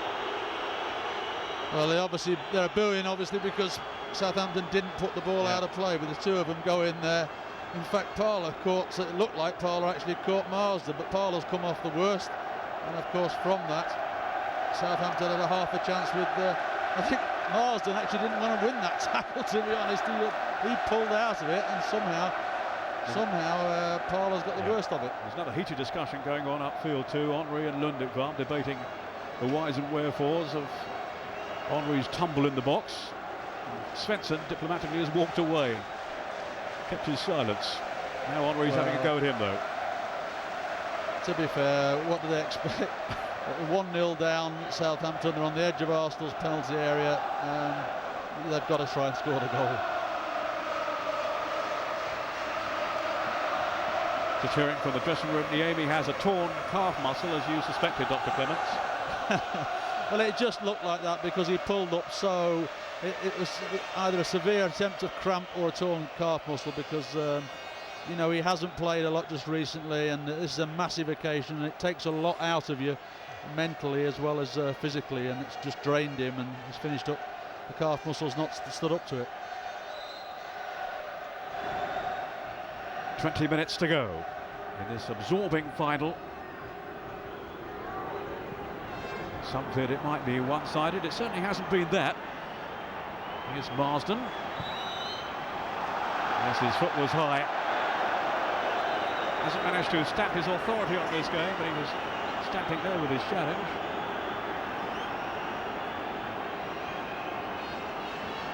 Back comes Ray Parler. Back into the engine room. She has patrolled so grittily for the Gunners today. Luzhny and Ashley Cole playing at his 3rd final in a row. Now Perez. This is Gilberto. He's gone about his business quietly and effectively today. Not too many frills about Gilberto. Maybe not the kind you associate with the Brazilian, but he does a good job for them, doesn't he?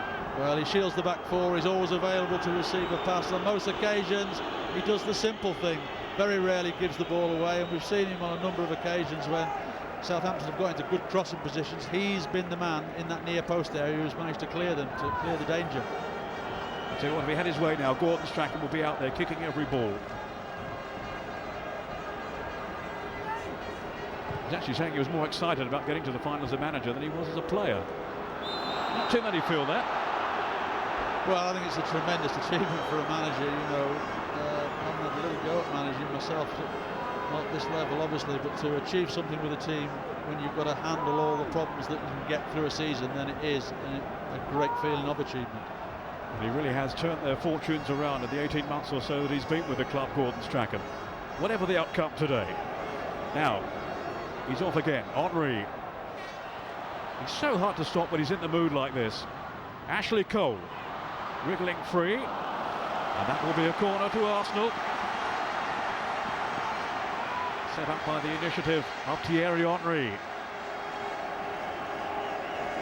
When he hits overdrive, it's very, very hard to counter him. Henry will take this corner. Ljungberg on the goal line. Martin Keown has gone up. Gilberto and Luzhny. And that was Paul Jones, his first meaningful contribution since coming on for Niemi. Beattie to whack it clear. He'd like to have backed it to himself upfield.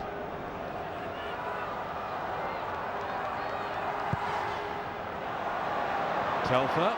It's another miscue from Seaman. It's put he and his teammates under some pressure. Relieved by Luzhny. Chris Baird. Now Bridge. Can the England fullback deliver from here? It's Marsden. Beautifully played him in too. It's Bridge again. Beattie was waiting in the middle, but there's no service. And Ljungberg has failed to keep the ball in play. It will be a throw to Southampton. It was that man Gilberto again that actually stopped the cross coming in from Bridge, wasn't it? Bridge got into a good position, but Gordon Strachan now made a decision. Looks like Joe Tessum's the man who's going to come on. For Anders Svensson, apparently. Gordon Strachan making the switch. Replacing number 12. Well, he's worked tirelessly, Anders Svensson. Joe Tessum. Now giving way to the Norwegian. Joe Tessum was a very versatile player. They often have him waiting on the bench to replace a front man if need be. Or he can play at the back or in midfield. The seam a midfield role, swapping like for like. Ray Parlour. Thank goodness, say Southampton, it wasn't Henry breaking there. Chris Baird, who has let nobody down. Brought in today the expensive Fernandez. We may well see a Frenchman soon, I would think. Meantime, it's Telfer. Teasing Gilberto. Oh, Tessum! He's only just arrived. And might have made a name for himself there. And he's not a bad finisher either. He's not, but I think on that occasion he mishit it. Certainly didn't make clean contact with it, but it was a great opportunity. A lovely flick on from Beattie. He was in on that far post, but certainly didn't make as clean a contact as certainly he would have hoped, I'm sure. He's got 4 goals for Southampton this season, Joe Tessum, including the one at Highbury in that 6-1 drubbing.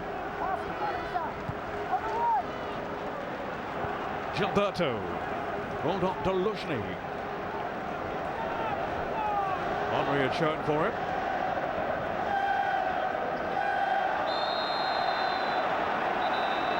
It's another free kick to Arsenal, and Dennis Bergkamp is now about to be replaced by Sylvain Wiltord. Bergkamp, who hasn't had the fondness of memories of the FA Cup and the finals. That was the foul there by Marsden on Pires. Of course, he missed out in '98, Dennis Bergkamp, because of injury. But he'd had such a fantastic year too for Arsenal.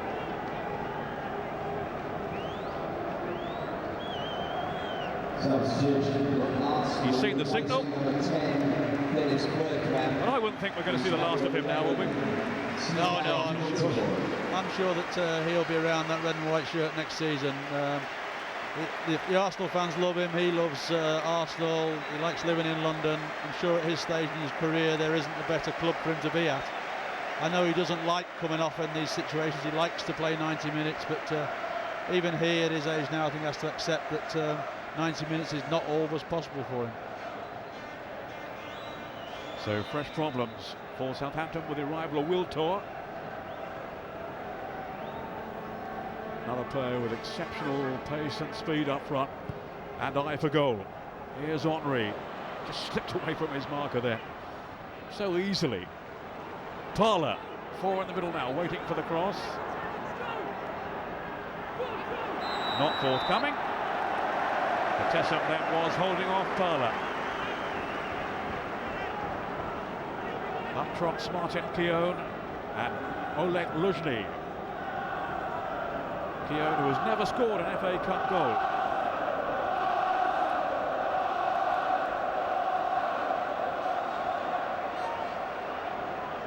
They would really welcome one now from anybody, Arsenal, just to ease them through. Henry's cross. Easy take though for Paul Jones, Southampton's substitute goalkeeper.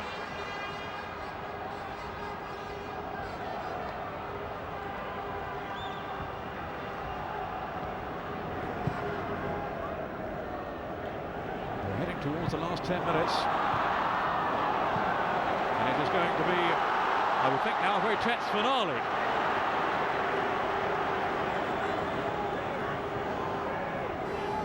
I mean, they've slipped, Southampton have slipped Marsden into the centre of midfield now. Obviously, he wasn't having the influence that certainly Gordon would have liked him having out on that wide left, so they brought Tessum on that left-hand side and moved Marsden into the middle to try and supply the balls, better balls into the front players. Bridge.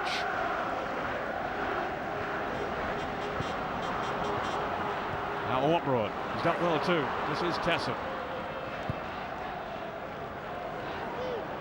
Bridge to Tessum again.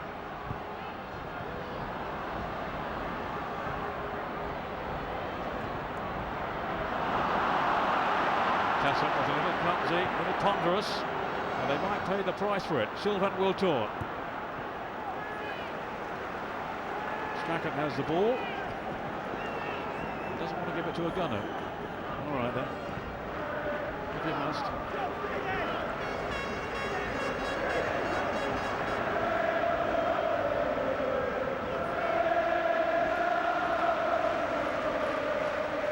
Henry making no impression, no headway this time.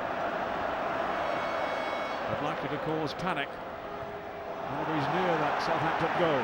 Luzhny up to Parla.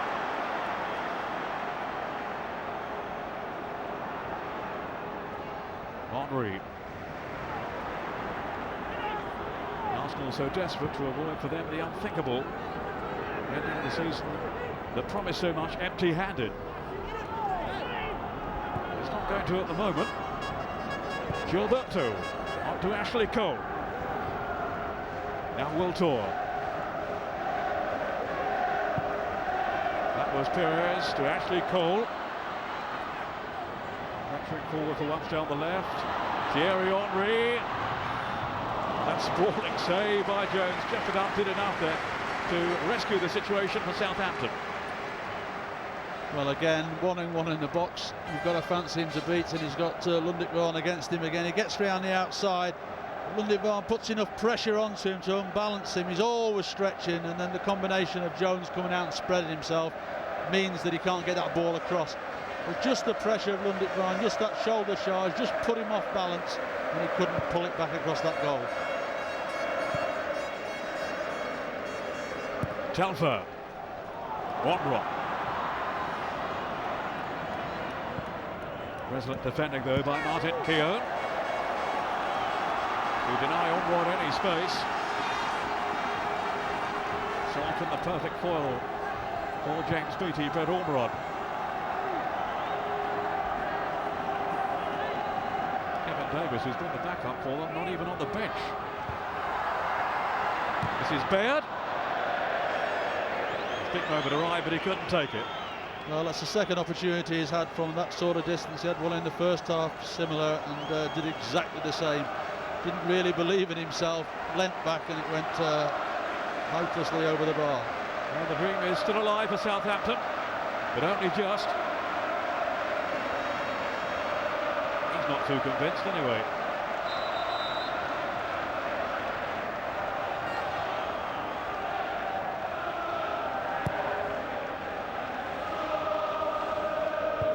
Lundekvarn. Really positive defending by him. This is Luzhny. Now Lauren. Now Gilberto. The season began with that early goal in the Community Shield here. Is it now going to end with an Arsenal victory in the FA Cup final? It looks that way at this stage, but don't write Southampton off yet. Again, the abrasive Parler wins it back for Arsenal. Then Henry and Wiltor just offside. Another Arsenal goal, and surely that will be it. But as things stand, there's still hope for Southampton, especially with the spirit that they have shown this season.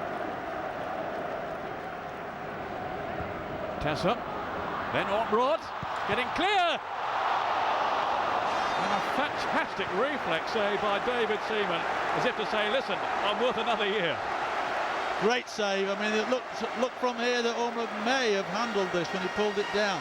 He certainly did with his left hand, but the referee didn't see it. But it's a great save. It's straight at David, but certainly he's got to have good reflexes to turn that away. He seemed to roll down his arm then, Ortrod. But Seaman certainly couldn't be sure. And that was another wonder stop by the England veteran. Oakley with the corner. Well, Southampton, I think, want to bring on Fernandes now.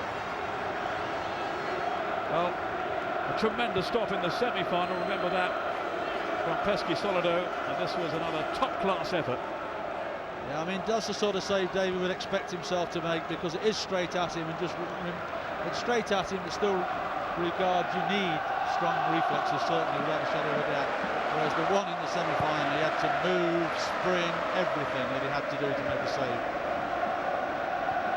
Gilberto, then to Ashley Cole. Southampton still have time to save it. And Ortrod must have thought that he had found an equaliser. Keown getting a second bite at it. Now it's Ray Parler. Ljungberg. Tess up for Southampton. They're showing such heart and desire, as Gordon Strachan promised they would do, but it's Ljungberg, then Pires. Great interception by Michael Svensson. Pires is injured.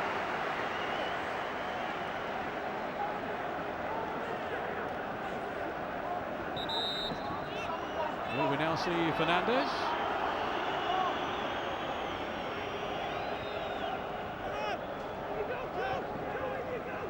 Pat Rice, Arsene Wenger's right-hand man there. 5 minutes left. That was Baird. And Tassam. Fernandes still waiting to come on.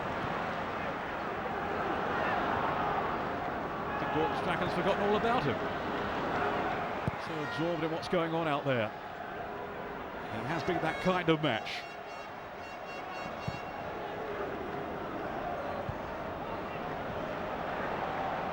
Perez to Parler. Confronted, and illegally so, according to the referee, by Joe Tessel. It looks as though he's going to get Fernandes on at long last anyway. Substitution for Southampton. It's Chris Baird who is going to go off to allow the entrance of Fernandes, and just listen to the reception that he is receiving from the Southampton fans, and rightly so. Quite rightly, yes. You know, for one so young coming into some massive game, he's not let his teammates down or his club down at all. He's put in a very composed performance for one so young, and certainly Gordon will be pleased about him for the future, I'm sure. Perez, one for the present, his goal, dividing the two teams.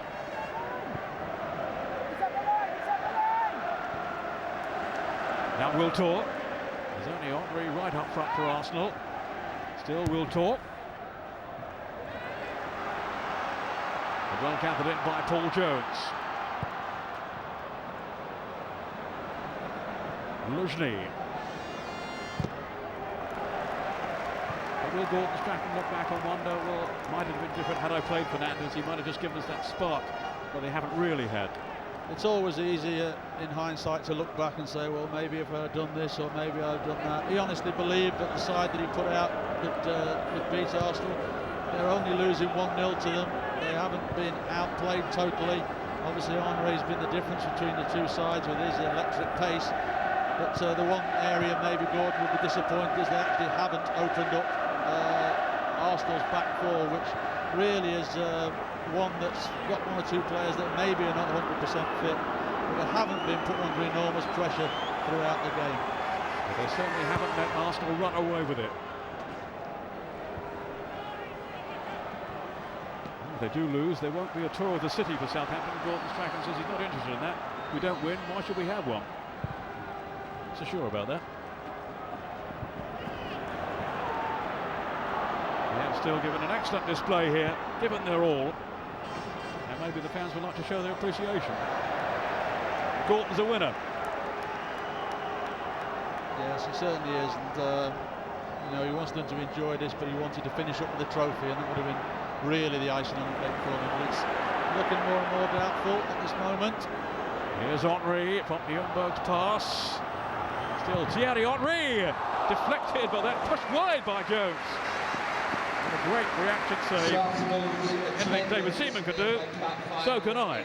Well, it was, because when Henry breaks through here, Ludwig van gets across him, but it deflects. Certainly Jones has got to readjust there, get after it, gets his top hand to it, and deflects it to safety. But that's an excellent save.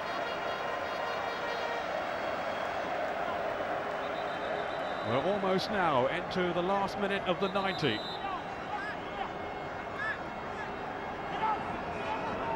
Henry and Pires, the French combination.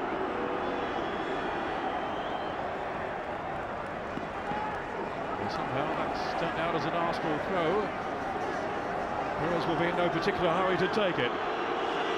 But there will be 4 more minutes of stoppage time. Of course, should it go in, just to say, Ray, if it does go into extra time, that's what we'll have, and then penalties if need be. It has to be settled today. It doesn't surprise me as 4 minutes, because we had quite a long stoppage there with the goalkeeper, didn't we? Gilberto, not a risky ball, but he's found Laurent, and that will tour. So fresh up front for Arsenal now since replacing Dennis Bergkamp. Here's Parler, yet again outstanding for the Gunners today. He is an unsung hero for them. Ljungberg. But they're not going to throw too many forward now. Here's Gilberto, it's just possession for Arsenal. Parler to Will Tor. Or to Laurent rather, now it's Ljungberg. Feeding Cole. Southampton can't get the ball back off them. It'll be harder now, Henry's got it. Ljungberg.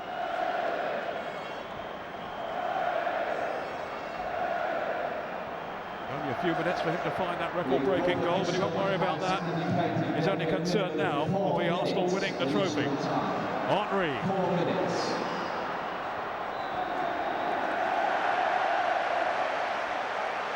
Well, if you ever wanted a lesson of how to run the clock down, Arsenal have just shown it there. They must have retained possession of that ball for at least a couple of minutes there. Just one touch, simple passing. And Arsenal and Southampton just could not get close to them at all, and that was a brilliant play there by Arsenal. That was Arsenal at their best. Pires. Is he now to be the match-winning hero? It's off Marsden for a throw to Arsenal.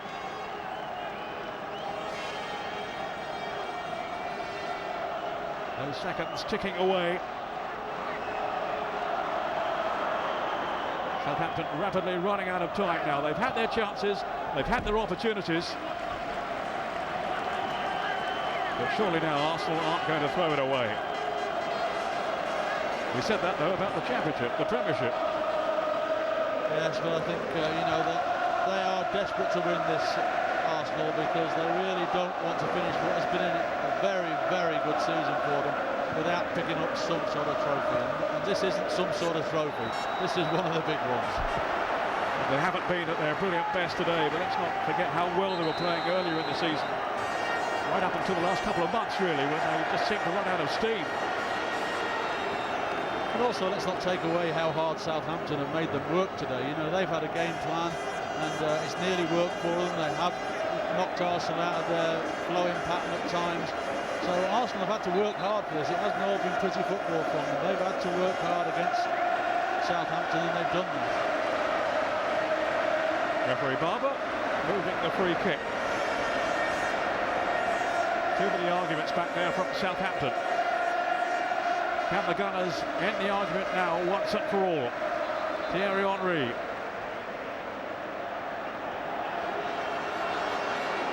Caution for Michael Svensson for his part in all that.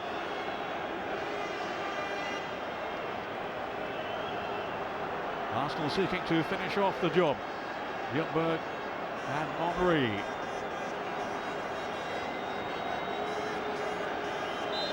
Finally the referee is content. Here's Parlour. And the decision going Arsenal's way, as you would think now, is the FA Cup final. 1 minute just to go. There's an idiot on the pitch, and he's not a player, he's a fan, and he won't be seeing the final minute. Or any other minute, looking at the way it's been dealt with. Quite rightly as well. When will they ever learn? Wasn't Sven, was it? No. Sven's in the stand, enjoying this final, as we all have. I think Gordon Strachan's confused as anyone now as to what's happening here. They can't seem to take the free kick. Not out by the fool who ran on the pitch to cause a bit of mayhem. We won't be showing him. You want to see him anyway. At last the kick is taken. We've now played those 4 minutes added on. Just a question now of how much more time referee Barber will allow. One last flourish perhaps from Southampton, who have fought so gallantly, but just haven't had the break.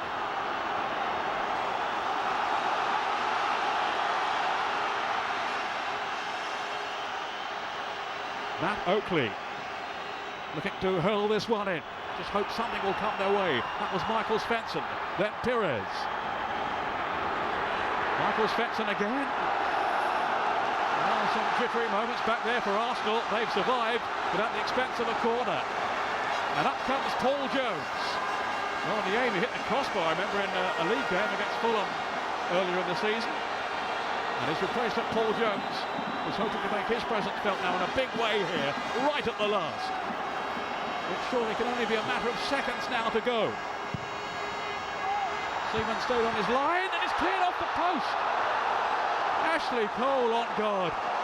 Oh, what relief for Arsenal and what frustration for Southampton. Well, dear oh dear.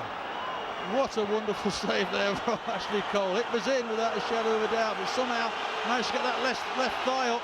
But as we've said all the time, this is the one chance Southampton have had throughout the 90 minutes. Fernandes with the corner. Aiming for the likes of Svensson and Tessem and Jones, of course. Seaman seemed to be battered then, but the referee has allowed play to go on. Well, that's it, and Arsenal have retained the FA Cup, but only just.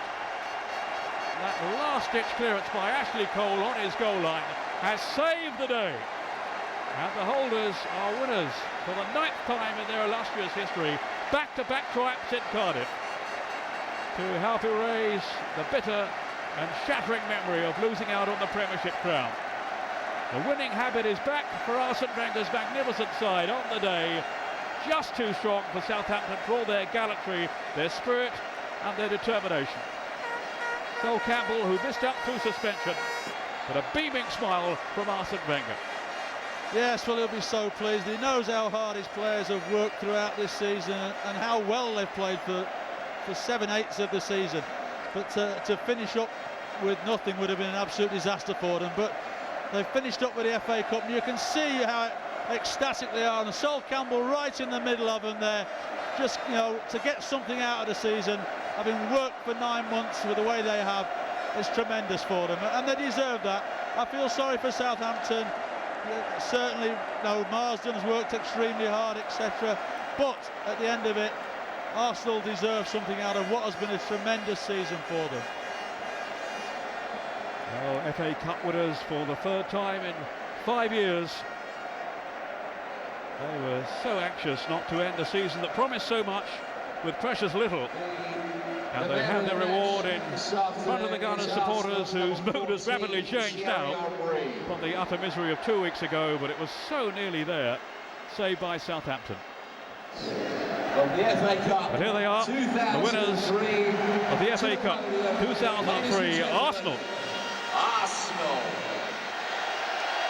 With David Seaman right at the back, waiting for his moment. But Ljungberg didn't get the goal that would have made him a history-making scorer.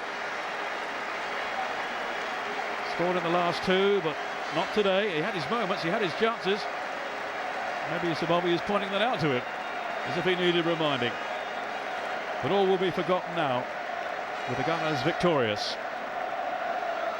The first back-to-back winners since Ray Clements' old club Tottenham, back in the early 80s.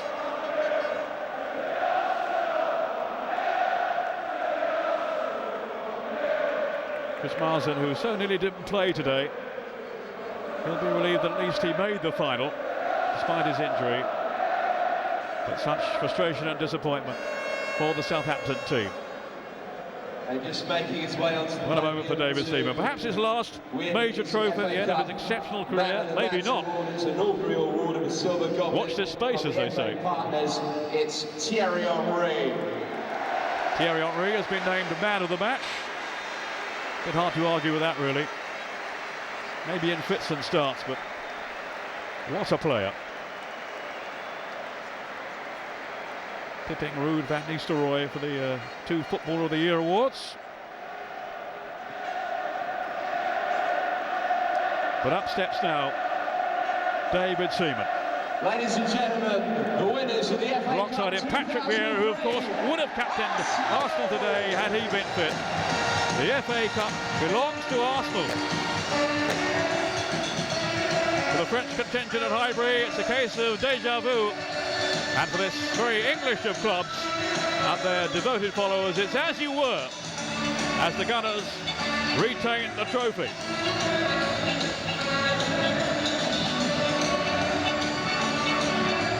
And from those seats, Ray Noman enjoying it more than Sol Campbell. You'd think he'd played in the game, wouldn't you? I mean, he's jumping around like a 14-year-old. He's loving every minute because it's been so hard for him this last 2 or 3 weeks that he's not been able to be involved in the end of the season when they've been so near to winning the double. But at the end of it, they've got something, and certainly he'll be a very, very happy man, as will Patrick Vieira there as well. Well, they fear they might end the season empty-handed, but it's not to be. They haven't won the Champions League, they haven't won the Premiership, but they have retained the FA Cup. Robert Pires with the one goal of the afternoon. He says he wants to stay on with the Gunners, and I'm sure he will, especially after this today. As the Southampton players walk round the field, looking disconsolate, with every feeling to be proud of what they have contributed today. It is all the same Arsenal's afternoon in Cardiff.